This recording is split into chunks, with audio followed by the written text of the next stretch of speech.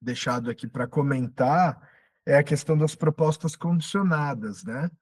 E, e aí é legal falar que para encontrar esses imóveis para fazer as propostas, também a gente encontra eles aqui nos encerrados, né? Então, se filtrar aqui os leilões encerrados, óbvio, aí você põe sua condição, por exemplo, 40% de desconto, e aplica o filtro, você vai acabar encontrando leilões ideais para fazer proposta, né? Então, óbvio que aqui às vezes alguns estão rematados, ou não, então, mas em geral aqui está o universo para se pesquisar. Então, esse imóvel, por exemplo, de 4 milhões por 2 milhões, no Alto Leblon, putz, excelente, sem licitante. Então, aqui cabe bem uma proposta, apesar de que o nosso foco era nos judiciais, né? Mas é o mesmo caso. Acaba que cabe. É algo assim, acho que aí a gente dá uma misturada até na proposta com a venda direta. Se já é um Sim, leilão sem licitantes, né, por que não então buscar, tentar aí a compra direto com o banco, pensar em uma proposta válida para o banco e para o arrematante. Já no judicial a gente vai principalmente nos leilões encerrados, pensando na alienação por iniciativa particular, ou então nos leilões que ainda vão encerrar em segunda praça. O que é muito importante, frisar, é quando a gente fala de proposta, o correto, né, o ideal é que a gente envie ela antes de abrir o segundo leilão. "Ah, Evelyn, mas pode ter proposta maior, menor, pode ser que o imóvel seja arrematado". Mas é importante a gente cumprir o prazo lá do artigo 895 do CPC, que diz o seguinte, que para a gente apresentar a proposta, essa proposta tem que chegar para o leiloeiro ou nos autos do processo antes de abrir a segunda praça. E depois, se houver uma impugnação, a gente tem defesa porque foi feito dentro do prazo. Se eu falei grego, André, você me dá uma. então, eu acho que cabe a gente dar uma falar do começo, né? A proposta, eu acho que cabe a gente separar em dois tipos, né? Primeiro, a condicionada normal, que é do artigo 895, e essa é uma proposta que a gente faz para o próprio leiloeiro, especificando uma condição que a gente quer comprar. Ela é muito aplicada para as propostas de parcelamento, né? Isso. A gente faz essa proposta já com o leilão aberto, tá? É bastante comum. Então, é um leilão, é do seu interesse, talvez você não tenha o ticket para chegar ali no à vista. Você chega com a proposta condicionada, ou então talvez seja um imóvel que você entende que não vai ter tanta concorrência, você consegue pulverizar aí, a sua descapitalização no parcelamento, pensando nesse leilão aberto, que é o que o André falou, né, do artigo 895. Já quando a gente tem o leilão encerrado, é uma proposta por iniciativa particular, é uma proposta de alienação particular. Bem, Evelyn, é legal a gente frisar que até aqui, o que a gente falou até aqui é o comum, né? Então, essa proposta do artigo 895, ela é muito difundida. Se você falar com qualquer leiloeiro, ele vai falar que é isso mesmo, que tem que fazer antes do final da segunda praça e tal. Agora, o que a gente vai falar aqui, que é essa proposta de alienação particular, né, que é a venda direta no processo, aí é um negócio diferenciado que mora uma grande oportunidade, né? Só até um parênteses aí, muitas vezes a gente fala, me procuram até para fazer essa proposta com leilão aberto, e uma das primeiras perguntas que eu faço é: "Ah, você já conversou com o leiloeiro? O leiloeiro não faz?". Porque é também uma forma do arrematante economizar. Quando eu falo, por exemplo: "Ah, não, conversa com o leiloeiro", não é que eu não quero atender, mas é que você consegue, fazer a sua proposta pelo leiloeiro, economizando honorários aqui no início, Deu certo a proposta? Aí a gente entra no pós-arrematação, no caso, tá. Então Aham, é uma sacada aí de tentar mandar a proposta pelo leiloeiro. sim. Acho E a segunda parte, a gente fala da proposta aí dentro das nossas condições. Lembrando que a gente sempre precisa respeitar o mínimo de preço vil do leilão, então a gente não vai, mandar uma proposta abaixo de 50% do valor de avaliação atualizado, tem que sempre fazer o cálculo correto do valor atualizado para a gente poder mandar essa proposta. Normalmente, essa proposta, a gente pede o seguinte, para que não fique responsável por dívidas do imóvel.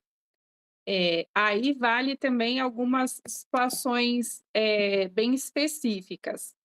Por exemplo, caixa, não adianta, é a caixa que está lá para receber no processo. Se você for mandar uma proposta e for caixa, a caixa tem que receber o valor total. A caixa é um banco público e ela não pode te vender o imóvel sem a concorrência, sem a devida publicidade. Então, quando a gente faz. rendimento interno da Caixa. Em Evelyn, acho que é legal primeiro falar, vamos dizer assim, a grande maioria dos imóveis não arrematados, em vias de regra, é porque ele tem uma condição de mercado desfavorável, né?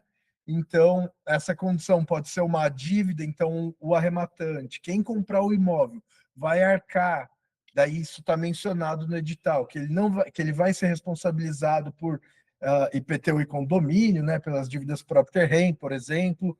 O que é mais comum são os leilões de direitos, que na verdade o leilão de direito, você meio que compra você assume o imóvel, mas assume junto a dívida com o banco. Então, muita gente acaba entrando desavisado nessa, mas em geral, esses imóveis não são arrematados. Por quê? Porque a conta não fecha. Se você arrematar, esse dinheiro não cobre a dívida, não, ou você está comprando só aqui, mas a dívida vem junto e tem que pagar IPTU, condomínio. Então, normalmente, os imóveis não arrematados, eles vêm com uma condição em edital muito ruim para o arrematante, né? E aí, nessa proposta, a gente pode falar, ó, é, essa proposta cabe bem nesses casos, né? Ó, banco X, você tem que receber tal, o pessoal do processo que levou o imóvel a leilão tem que receber isso aqui. Ou seja, tem várias partes interessadas em dar andamento, em dar liquidez ao negócio. E aí a gente entra. Aí pode falar aqui. Não, justamente, a gente precisa fazer conta. Eu falo sempre que essa proposta é uma proposta de convencimento. Então a gente tem que entender e fazer valer a pena para todas as partes. Imagina então que tem aí a dívida que seria responsabilidade do arrematante, seja de condomínio, IPTU, ou seja, então a dívida da alienação fiduciária.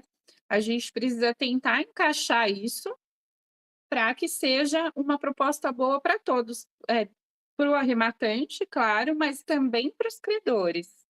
E é aí que entra as suas condições, por isso a gente coloca como proposta condicionada. Isso. E aí, hein, Evelyn, explica um pouquinho quando a gente. Primeiro, quem pode colocar como que funciona o trâmite? Qualquer um aqui quer fazer isso. Qual é a primeira coisa a se fazer? Essa proposta condicionada, quando o leilão está encerrado, a gente precisa da figura do advogado. O advogado é quem tem capacidade postulatória. Que é isso? É de conversar, né, de pedir no processo, se dirigir ao juiz. Então, dentro da sua análise, você vai precisar colocar a proposta condicionada para um advogado fazer para você. Encaixando, por exemplo, eu falo para quem, enfim, quem chega para que eu atenda, falo: "Olha, se eu ver que não é bom, eu vou te falar". Eh, né, e quando você passa para um advogado fazer isso, eu pelo menos entendo que ele só vai peticionar se realmente também for algo bom para você como arrematante. e aí a gente coloca essas condições dentro do valor estipulado. Então, primeira coisa, vai precisar de advogado.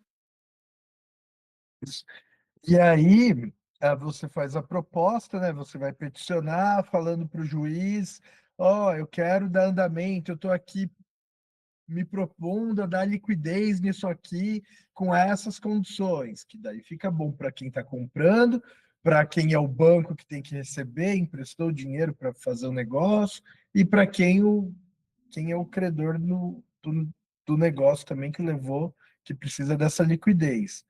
E aí como funciona a parte, qual é o próximo passo? Chega na mão do juiz, e aí, o que que tem que que é É, feito?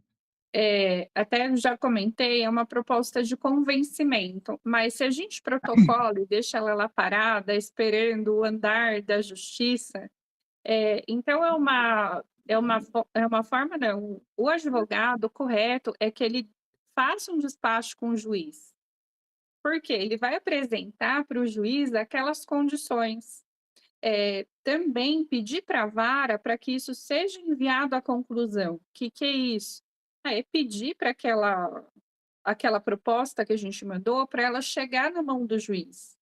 Porque senão você vai peticionar, vai ficar esperando ad eternum com a sua proposta lá e não vai ter o andamento, que você gostaria, tá. Eh, Também depende aí do seu ticket, eu falo que essas propostas, o interessante é assim, ela não te tirar do jogo. "Ah, eu fiz uma proposta, meu ticket está comprometido ali, eu não posso arrematar até eu ter a resposta dessa proposta". Então, talvez não seja o ideal para você fazer esse tipo de proposta no momento, porque vai te tirar de oportunidades aí durante talvez 60, 90 dias. Uhum.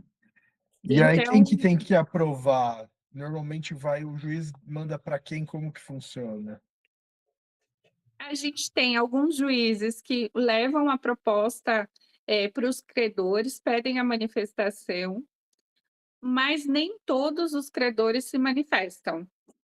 Então, normalmente no silêncio, "Ah, ninguém se manifestou, eu fiz uma proposta, o condomínio não peticionou, prefeitura não apareceu". Tem juiz que leva, fala: "Olha, ninguém se manifestou, então tá homologada a proposta, você arrematou". E tem juiz que pede para levar para leilão de novo. Então, de novo, volta a ser uma proposta de convencimento e vale aí a nossa tentativa de despacho.